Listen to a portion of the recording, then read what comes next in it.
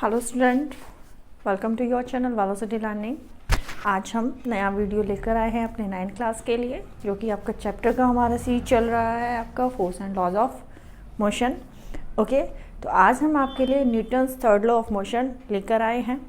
आज कुछ simple examples के थ्रू आपको बताएंगे कि किस तरीके से थर्ड लॉ ऑफ न्यूटन जो है आपका मोशन का एप्लीकेबल होता है आपकी डेली लाइफ के लिए। थिंक कि मतलब छोटी छोटी चीज़ें आपकी ऐसी हैं कि आपको बहुत ऑर्डिनरी चीज़ें लगती हैं ये, बट उसके पीछे न्यूटन का थर्ड लॉ ऑफ मोशन होता है, जिसकी वजह से ये सब चीज़ें पॉसिबल होती हैं। ओके, तो फर्स्ट ऑफ ऑल थिंग, आप देखो क्या करते हो, कभी आप लोगों ने सोचा है कि आप वॉक करते हो कैसे, क्या रीज़न है उसके ऊपर? क्योंकि हमें ये तो पता होता है कि जो हमारी अर्थ होती है वो हर ऑब्जेक्ट को, यूनिवर्स में जितना भी ऑब्जेक्ट होता है वो सब एक दूसरे को अट्रैक्ट करते हैं, और हमारी अर्थ भी क्या करती है, ग्रेविटेशन फोर्स के थ्रू क्या करते हैं, एवरी ऑब्जेक्ट को अपनी तरफ अट्रैक्ट करती है या पुल करती है, राइट। तो यहाँ पर बट हम क्या कहते हैं कि जो ग्रेविटेशनल फोर्स होता है वो वर्टिकल फोर्स है, राइट। बट आज हम जिन फोर्स की बात करेंगे वो फोर्स हम हॉरिजॉन्टली जो फोर्स हैं एक्सर्ट होंगे उसकी बात करेंगे, क्योंकि ग्रेविटेशनल फोर्स हमें स्टैंड होने में तो हेल्प करता है कि हम अर्थ सरफेस पर जो स्टैंड है वो हेल्प करता है, बट जब हम मूव करते हैं, जब हम वॉक करते हैं, तो वहाँ पर आपका ग्रेविटेशनल फोर्स इन्वॉल्व नहीं होता। ओके, तो यहाँ आज यही चीज़ें नॉर्मल सी हैं जो आपको एक्सप्लेन करने जा रहे हैं। So let's get started to this topic, Newton's third law of motion.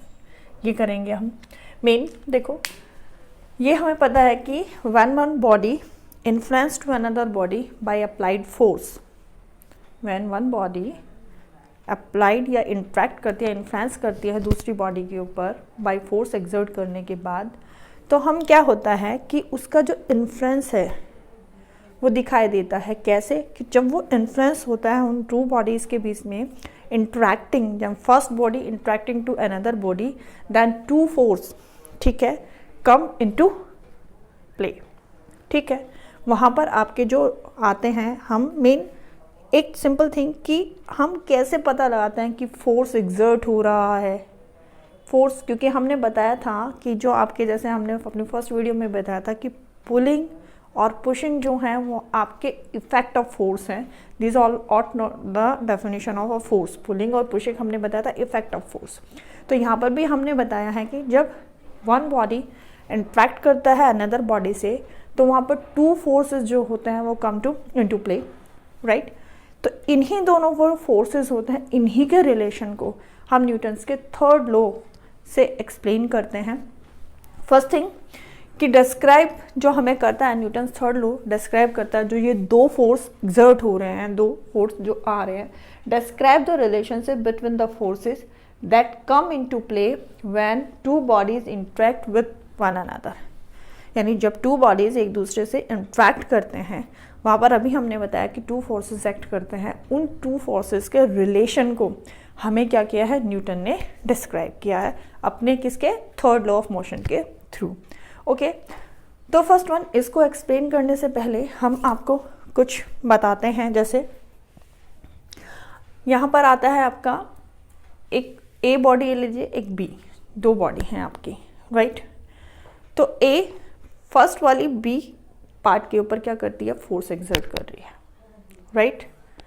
और बी भी जो होगी वहाँ पर क्या करेगी, फिर बी भी ए के ऊपर फोर्स एक्सर्ट करेगी, सेम मैग्नीट्यूड का फोर्स एक्सर्ट करेगी। लेकिन यहाँ पर क्या हो जाएगा कि ए ने बी के ऊपर फोर्स एक्सर्ट किया, बी ने ए के ऊपर फोर्स एक्सर्ट किया, राइट। तो यहाँ पर हमने जो अभी डिस्कस किया था कि टू फोर्स होते हैं, तो एक one force of A, one force of B, two force हो गए, ठीक है। इंट्रैक्ट करते हैं, ए बी के ऊपर एक्सर्ट करता है, बी ए के ऊपर एक्सर्ट करता है, सेम मैग्नीट्यूड का है, but difference is there that opposite direction.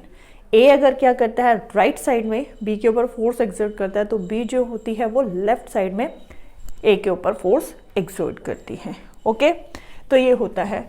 अब इसका एक सिंपल ऑब्जर्वेशन जो मेरे अकॉर्डिंग न्यूटन के थर्ड लॉ को सबसे सिंपली और सबसे अच्छी तरीके से जो एक्सप्लेन करता है वो है आपका स्विमिंग। देखो, बहुत सिंपल ऑब्जर्वेशन है, ऑलमोस्ट स्विमिंग जानते भी हैं और देखा भी है किस तरीके से होते हैं कि जब हमारे स्विमर होते हैं, या खुद भी आप ऑब्जर्व करते हो कि जब आप स्विम करते हो तो अपने जो हैंड होता है उससे वाटर को ऐसे बैकवर्ड पुश करते हो, ऐसे पुश करते हो ना बैकवर्ड, ऐसे वाटर को आप पुश करते हो। और आप सिंपली ऑब्जर्व कि हम वाटर को पीछे की तरफ बैकवर्ड डायरेक्शन में पुश कर रहे हैं, हम आगे की तरफ कैसे मूव करते हैं। ठीक है, सिंपली ऑब्जर्व, हम वाटर को ऐसे अपने हैंड से बैकवर्ड डायरेक्शन में पुश कर रहे हैं, बट हम कहाँ जा रहे हैं, फॉरवर्ड जा रहे हैं, राइट। ऐसे ही सेम जब हम वॉक करते हैं, वॉक करते वक्त हम अपने फुट से जो हमारा ग्राउंड है या सरफेस है या फ्लोर है व्हाटएवर, ठीक है, आप क्या करते हो, अपने फुट से उस पर बैकवर्ड डायरेक्शन में फोर्स एक्सर्ट करते हो। आप मूव करके देखो, चल के देखो, तो बैकवर्ड डायरेक्शन में आप क्या करते हो, फोर्स एक्सर्ट करते हो ग्राउंड पर। बट ग्राउंड क्या करता है, यहाँ पर आप आगे की तरफ मूव करते हो। तो ये कहाँ से, क्या रीज़न है कि आप जो होता है फॉरवर्ड मूव करते हो। स्विमिंग में भी आप वाटर के ऊपर जो फोर्स एक्सर्ट कर रहे हो वो बैकवर्ड कर रहे हो, लेकिन आप कहाँ मूव कर रहे हो, आगे की तरफ जा रहे हो। व्हाट्स द रीज़न हियर, कहाँ से फोर्स आ रहा है। तो फर्स्ट ऑफ ऑल दोनों चीज़ें समझिए। हम यहाँ पर आपको एक्शन और रिएक्शन समझाते हैं। क्या होता है एक्शन और क्या होता है रिएक्शन। स्विमर से लेके एग्जांपल चलते हैं। हमने आपको दिया था स्विमर अपने हैंड से फोर्स एक्सर्ट करता है वाटर पर, तो that force will be called action. ठीक है, which one force exerted by the hands of a swimmer on the water, that is called your force of action. In this condition, अब जो बताया था कि स्विमर क्या करता है, आगे मूव करता है, तो यहाँ पर डेफिनेटली आपके सिस्टम में दो बॉडीज हो गई, एक आप खुद हो गए, दूसरा आपका वाटर हो गया। तो हमने कहा था कि ये जो फोर्सेस होते हैं ये एक्ट करते हैं, टू फोर्सेस होते हैं, जैसे ए और बी का हमने एग्जांपल दिया था। इसी तरीके से स्विमर ने जो वाटर के ऊपर फोर्स लगाया, एक फोर्स वो हो गया, दूसरा फोर्स वाटर स्विमर के ऊपर लगाएगा, दैट वन। स्विमर ने वाटर के ऊपर फोर्स लगाया तो वाटर भी स्विमर के ऊपर लगाएगा। जैसे हमने आपको ए और बी बॉडी में बताया था, तो ए ने बी के ऊपर फोर्स एक्सर्ट किया था, बी ने वापस ए के ऊपर फोर्स एक्सर्ट किया था, सेम मैग्नीट्यूड का। तो यहाँ पर भी सेम थिंग इज दैट कि स्विमर जो होता है अपने हैंड से वाटर के ऊपर फोर्स लगाता है, वाटर भी क्या करता है, स्विमर के ऊपर फोर्स एक्सर्ट करता है। और यही रीज़न है कि जो स्विमर होता है वो फॉरवर्ड डायरेक्शन में मूव करता है। तो यहाँ पर force exerted bye a swimmer is called the action, and force exerted by water is called reaction. Action reaction, यानी आपने उस चीज़ के ऊपर, स्विमर ने वाटर के ऊपर फोर्स लगाया, वो जो फोर्स उसके ऊपर एक्सर्ट किया तो उसने रिएक्ट किया, और रिएक्ट कैसे किया, उतना ही फोर्स वापस स्विमर के ऊपर लगाकर। But more important thing is that कि उसकी जो डायरेक्शन होती है ना, आपकी एक्शन और रिएक्शन की जो डायरेक्शन होती है वो ऑपोजिट होती है। स्विमर ने वाटर पर बैकवर्ड डायरेक्शन में फोर्स एक्सर्ट किया, बट वाटर ने स्विमर पर फॉरवर्ड डायरेक्शन में फोर्स को एक्सर्ट किया। और यही रीज़न होता है कि स्विमर क्या करता है, फॉरवर्ड डायरेक्शन में मूव करता है। तो मोस्ट इंपॉर्टेंट थिंग कि एक्शन एंड रिएक्शन जो होता है वो always equal in a magnitude but in opposite direction, right. Same यही थिंग आपकी क्या आती है जब आप वॉक करते हो, इस तरीके से वॉक करते हो आप, तो सिंपली बात होती है कि जब आप वॉक कर रहे हो तो अपने जो फुट होता है उससे आपने क्या किया, ग्राउंड के ऊपर बैकवर्ड डायरेक्शन में फोर्स लगाया, राइट। अब ग्राउंड क्या करेगा, बैकवर्ड डायरेक्शन में आपके फुट का जो फोर्स हो गया दैट इज कॉल्ड एक्शन। अब जहाँ एक्शन है तो यू नो वेरी वेल वहाँ पर रिएक्शन भी होगा, तो वहाँ पर ग्राउंड भी क्या करेगा, आपके फुट पर फोर्स एक्सर्ट करेगा, सेम मैग्नीट्यूड का but in a different direction. आप उसको बैकवर्ड पुश कर रहे हो तो आपको जो ग्राउंड है वो जो फोर्स एक्सर्ट कर रहा है आपके फुट पर वो फॉरवर्ड डायरेक्शन में कर रहा है, ओके। तो force exerted by your foot on the ground that is called action, and ground exerted force on your foot that is called reaction। ठीक है, ओके, क्लियर हुआ होगा। तो यही है। अब हम यहाँ पर अगर कोई भी दो बॉडी लेते हैं और देखो इस पूरे में एक्शन रिएक्शन में हमेशा टू बॉडीज़ होंगी, ये जो फोर्स होगा, जो ये टू फोर्स इंट्रैक्शन के बीच या इंट्रैक्टिंग के बीच जो टू फोर्स डेवलप हो रहे हैं, ये दोनों के दोनों फोर्स टू बॉडीज़ पर वर्क करेंगे, एक बॉडी के ऊपर दोनों फोर्स वर्क नहीं करेंगे। ये रिमेंबर रखिएगा आप, टू फोर्सेस जो होते हैं वो ऑपोजिट बॉडीज़ के ऊपर क्या करते हैं, डिफरेंट बॉडी के ऊपर एक्ट करते हैं। जैसे स्विमर ने वाटर के ऊपर किया, वाटर ने स्विमर के ऊपर किया, तो दोनों फोर्स डिफरेंट बॉडी पर एक्ट हुए हैं। ओके, तो लेट्स यहाँ पर वही same, force exerted by first body as action. आप जो मैंने आपको ए बी से समझाया था, वहाँ पर ए को फर्स्ट बॉडी अगर हम लेट कर लेते हैं तो वहाँ पर क्या हुआ, फोर्स जो होगा, जो ए आपका एक्सर्ट कर रही है बी के ऊपर, that is called action. Swimmer जो वाटर के ऊपर कर रहा है, दैट इज कॉल्ड एक्शन। आप जो ग्राउंड पर कर रहे हैं, that is called action. Force exerted by second body is reaction, called reaction. Okay, तो ये यहाँ पर क्या हो जाएगा, जो भी यानी ग्राउंड जो आपके फुट पर कर रहा है, दैट इज कॉल्ड रिएक्शन। सो इन सब चीज़ों से जो न्यूटन का ये टिपिकल, अगर हम लैंग्वेज से बाहर निकल के आए और सिंपल सेंटेंस में हम अगर न्यूटन के थर्ड लॉ को डिस्क्राइब करें, तो that is to every action there is an equal and opposite reaction. To every action there is an equal and opposite reaction. It means ये जो दोनों फोर्स होंगे, ये दोनों फोर्स मैग्नीट्यूड में तो इक्वल होंगे, बट इनकी जो डायरेक्शन होगी वो क्या होगी, ऑपोजिट होगी। राइट, अभी एग्जांपल से जो हमने आपको बताया था क्लियर हुए होंगे ये दोनों के दोनों चीज़ें, कि यहाँ पर क्या होता है, मैग्नीट्यूड में दोनों फोर्सेस जो होते हैं वैल्यूज सेम होती है, बट आपका डायरेक्शन क्या होता है, ऑपोजिट होता है। ओके, ये आपका न्यूटन का थर्ड लॉ है। इसकी बहुत सारी एप्लीकेशंस हैं जो आपको बहुत सरप्राइज करने वाली है। मैम हम तो इन सब चीज़ों को बहुत ऑर्डिनरी समझ रहे थे, हमें तो ये था ही नहीं कि इनके पीछे किसी तरह का कोई साइंस होता है।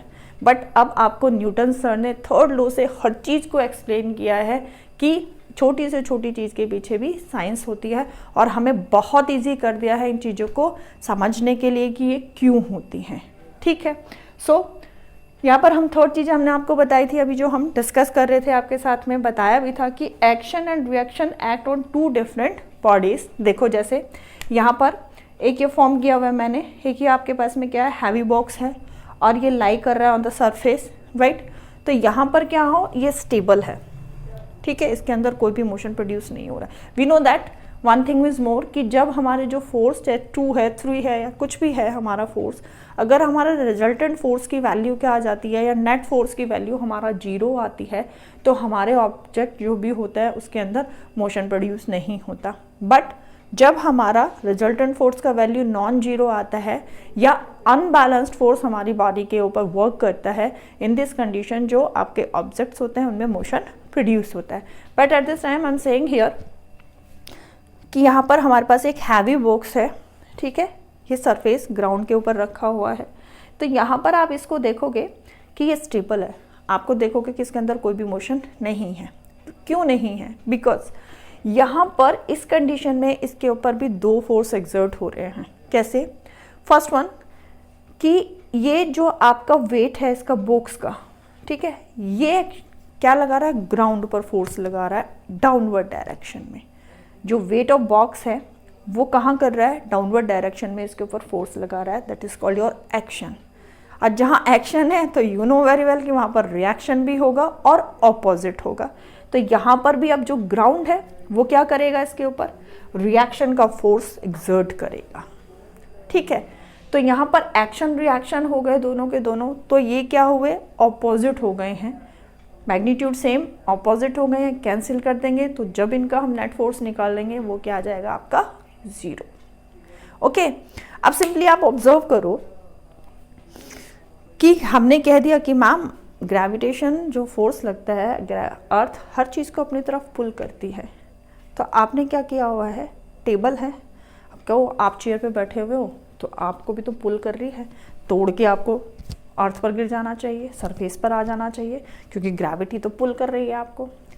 टेबल है, टेबल के ऊपर आपने जस्ट लेट एक बॉक्स रख दिया। यहाँ मैं अगर एक टेबल बना देती हूँ इस तरीके की, ठीक है, ये एक टेबल बनाई मैंने यहाँ, और यहाँ पर बोलो कि मैम इसके ऊपर ये एक बॉक्स रखा हुआ है, तो ये बॉक्स तो स्टेबल रखा है यहाँ पर, राइट। लेकिन ग्रेविटी से देखें तो ये बॉक्स स्टेबल से अर्थ पर आ जाना चाहिए, इसको तोड़ के फाड़ के जैसे भी कुछ हो अर्थ पर आ जाना चाहिए, बट नहीं आता। रीज़न क्या है? ग्रेविटी तो पुल करती है हर चीज़ को अपनी तरफ। तो ध्यान दीजिएगा, जब भी हम न्यूटन थर्ड लॉ की बात करेंगे वहाँ पर ग्रेविटी नहीं आएगा। रीज़न क्या है? देखो यहाँ पर भी अब मैंने आपको लेट माना कि ग्रेविटी जो है इस बॉक्स के ऊपर वर्क तो कर रही है, डेफिनेटली इसको अपनी तरफ पुल कर रही है, लेकिन ये टेबल भी जो हो रही है इस बॉक्स के ऊपर फोर्स एक्सर्ट कर रही है, राइट। तो यहाँ पर जितना फोर्स ग्रेविटी इसको पुल करने में डाउनवर्ड डायरेक्शन में लगा रही है, क्योंकि पुल करता है ये तो ये डाउनवर्ड डायरेक्शन में फोर्स लगा रही है आपकी अर्थ यहाँ से, यानी ग्राउंड लगा रहा है जिस पर भी रखा हुआ है, लेकिन इसी पर at the time same force और वर्क कर रहा है जो कि टेबल इसके ऊपर लगा रही है। That is called reaction. तो ये हो गया आपका action and this is called your reaction. और you know very well action reaction always be equal and opposite, right. अब जब ये दोनों क्या हो जाएंगे, सेम मैग्नीट्यूड अपोजिट डायरेक्शन, तो ये क्या हो गए, कैंसिल हो गए, यानी नेट फोर्स क्या आ गया, जीरो आ गया, जीरो आ गया। तो आपका जो बॉक्स है वो स्टेबल है अपनी जगह पर, बिकॉज बैलेंस फोर्स वर्क कर रहा है वहाँ पर, और बैलेंस फोर्स जब वर्क करता है तो कहीं भी ऑब्जेक्ट के अंदर मोशन प्रोड्यूस नहीं होता। ओके, अब एक सिंपल ऑब्जर्व अब हम करें, अगर हम इसके नीचे से स्टेबल को रिमूव कर दें तो आप क्या करोगे, अगर हम इसको रिमूव कर दें, यहाँ से हटा दें, तो आप देखोगे box fall down on the earth surface. Reason, क्योंकि इन दिस कंडीशन वहाँ पर उस पर अनबैलेंस फोर्स लग रहा है। टेबल हट गया, रिएक्शन खत्म हो गया, एक्शन वहाँ पर आ गया, ठीक है। अब बॉक्स, अब ये तो सिंपल सी बात है कि मैम जब अर्थ पर ग्रेविटी से फोर्स लगा रही है अर्थ बॉक्स के ऊपर, तो बॉक्स भी तो अर्थ के ऊपर लगाएगा, लेकिन आई नो वेरी वेल वो लगाएगा उसके ऊपर, सेम होगा वहाँ पर, ठीक है। लेकिन अभी एक रीज़न आएगा कि एक्सीलरेशन से रिलेटेड बताएंगे कि वहाँ पर हमारा मोशन क्यों प्रोड्यूस, अर्थ में हम क्यों ऑब्जर्व नहीं करते हैं और हम इसमें क्यों ऑब्जर्व करते हैं। तो first of all one thing is that कि अगर हम यहाँ से टेबल को रिमूव कर दें तो आपका जो होगा ये नीचे गिर जाएगा, अर्थ सरफेस पर आ जाएगा, बिकॉज यहाँ जो इसका टेबल जो इसके ऊपर रिएक्शन का जो फोर्स एक्सर्ट कर रही थी, जिसकी वजह से ये बैलेंस हो रहा था फोर्स, या नेट फोर्स जीरो आ रहा था, वो खत्म हो जाएगा यहाँ पर। ओके, इसका सिंपल ऑब्जर्वेशन आपने भी देखा होगा कि आपका कोई फ्रेंड जो होता है चेयर पर बैठता है और आप सडन चेयर को वहाँ से उसके नीचे से रिमूव कर देते हो, और आप ऑब्जर्व क्या करते हो कि आपका जो फ्रेंड होता है वो नीचे गिर जाता है। जब आपको कभी लगता है कि थोड़ी बहुत हमें मस्ती करनी है, तो वहाँ पर यही चीज़ आती है कि वो जैसे ही बैठने वाला होता है आप चेयर को क्या कर देते हो, वहाँ से हटा देते हो और वो नीचे गिर जाता है। तो रीज़न, जब हम चेयर पर बैठे हुए हैं, अर्थ तो हमें पुल कर रही है डाउनवर्ड डायरेक्शन में, बट चेयर हमारे पर एक फोर्स लगा रही है अपवर्ड डायरेक्शन में, जिसकी वजह से वो बैलेंस हो जाता है वहाँ पर एक्शन रिएक्शन, और we are sitting comfortably on chair. Okay, reason, जैसे आपने चेयर रिमूव किया तो वहाँ से जो चेयर फोर्स एक्सर्ट करने वाली थी आपके फ्रेंड के ऊपर, वो वहाँ से क्या हो गया, रिमूव हो गया और फॉल डाउन।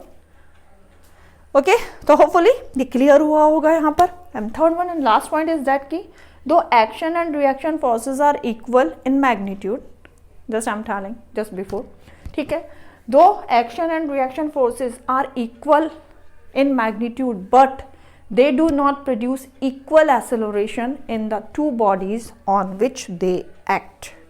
अभी जो हमने आपको यहाँ पर बताया था अर्थ का और उसका बॉक्स का एग्जाम्पल ले लें हम, राइट।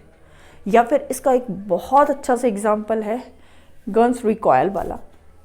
इसमें क्या करते हैं कि बुलेट और गन, ठीक है, जब आप फायर करते हो, ठीक है, तो वहाँ पर आप देखते हो भाई, जब आपने गन से फायर किया तो बुलेट में आप देखते हो बुलेट रिकॉयल हो जाता है, गन भी रिकॉयल होता है, बट आप ऑब्जर्व क्या करते हो कि सेम फोर्स वहाँ पर एक्सर्ट हुआ है ट्रिगर दबाकर, गन ने बुलेट के ऊपर फोर्स लगाया, बुलेट ने भी वापस गन के ऊपर उतना ही फोर्स लगाया, लेकिन आप देखते हो कि बुलेट का तो एक्सेलरेशन बहुत ज़्यादा होता है, वो तो बहुत एक लॉन्ग डिस्टेंस तक मूव करती है हाई स्पीड के साथ में, राइट। बट जो गन होती है उसमें लिटिल बट जर्क आता है और वो अपनी जगह से ही वहीं के वहीं रहती है। यानी जो भी गनमैन होगा उसके शोल्डर में हल्का सा आपको लगेगा जर्क आ रहा है, गन हल्का सा गन ऐसे जाएगा, ठीक है, बट बुलेट बहुत फास्ट मूव करेगा। रीज़न, अगर आपको न्यूटन का सेकंड लॉ याद है, वी नो दैट कि F इक्वल टू होता है m इंटू ए। यहाँ से एक्सेलरेशन अगर हम निकालते हैं तो एक्सेलरेशन इक्वल टू होता था ये, यानी acceleration inversely proportional to mass, right. Mass अगर कम है तो एक्सेलरेशन क्या हो जाएगा, ज़्यादा प्रोड्यूस होगा। मास अगर ज़्यादा है तो एक्सेलरेशन की क्वांटिटी कम प्रोड्यूस होगी, सेम फोर्स एक्सर्ट होने के बावजूद, ठीक है। यहाँ पर हमने बताया कि हमारे एक्शन रिएक्शन इक्वल है। जितना फोर्स गन ने बुलेट के ऊपर लगाया उतना ही फोर्स बुलेट ने गन के ऊपर भी लगाया, ऑपोजिट। अब आपकी कहाँ गई, गन ने फॉरवर्ड डायरेक्शन में लगाया, बुलेट के ऊपर चली गई, बिकॉज वहाँ पर सेम फोर्स एक्सर्ट किया। बट आपकी बुलेट का जो मास था वो कम था comparison to your gun. Bullet mass is less than the mass of gun. तो इस वजह से जब मास उसका क्या है, कम है, तो एक्सेलरेशन क्या होगा, मोर प्रोड्यूस होगा, right. In another thing is that what, कि जब अरे भाई बुलेट ने भी तो गन के ऊपर पूरा ही लगाया मैम, लेकिन गन तो हमें कहीं भी नहीं, हल्का सा जर्क लगा और वहीं के वहीं अपना है। तो इट मीन्स क्यों, अब बेचारी बुलेट ने भी तो मास फोर्स तो लगाया, लेकिन वो फोर्स इतना जो था एक्सीलरेशन गन का मास ज़्यादा होने की वजह से उसके अंदर ज़्यादा मोशन को प्रोड्यूस नहीं कर सका, इसलिए हल्का सा जर्क लगेगा बैकवर्ड डायरेक्शन में। ये तो न्यूटन थर्ड लॉ तो प्रूव हो रहा है कि गन ने बुलेट के ऊपर फॉरवर्ड डायरेक्शन में फोर्स एक्सर्ट किया, बुलेट ने गन के ऊपर बैकवर्ड डायरेक्शन पे फोर्स एक्सर्ट किया, सेम क्वांटिटी यानी सेम मैग्नीट्यूड का, बट एंड डिफरेंट डायरेक्शन। क्यों, यहीं से पता चलता है कि बुलेट जो होती है वो फॉरवर्ड डायरेक्शन में मूव करती है, बट आपका जो गन होता है वो बैकवर्ड डायरेक्शन में मूव करता है, जॉक की तरह लगता है एक तरीके से जो भी गनमैन होता है। तो यहाँ पर दोनों का आपको रिलेशन समझ में आया कि बुलेट सेम फोर्स एक्सर्ट होने के बावजूद भी जो होता है आपकी बुलेट में ज़्यादा एक्सेलरेशन प्रोड्यूस होता है, बट आपके जो गन होता है उसमें एक्सेलरेशन कम प्रोड्यूस होता है। यहाँ पर हमारा मास से रिलेशन आता है, ठीक है। बुलेट का मास कम था, सो एक्सेलरेशन वहाँ पर मोर होगा, और गन का मास जो था वो ज़्यादा था, तो दैट्स वाई एक्सेलरेशन उसमें कम प्रोड्यूस होगा, because according to second law of Newton क्या था, एक्सेलरेशन जो होता है inversely proportional to mass. Okay, hopefully मज़ा आया होगा आज इसको करने में, क्योंकि आपके डेली लाइफ से इंक्लूड है इसके अंदर सारे कुछ, तो इसको पढ़ने में मज़ा आया होगा। इसके एप्लीकेशंस लेके, मोर एग्जांपल्स लेके फिर से नए वीडियो के साथ आएंगे। तब तक के लिए thank you for watching my channel.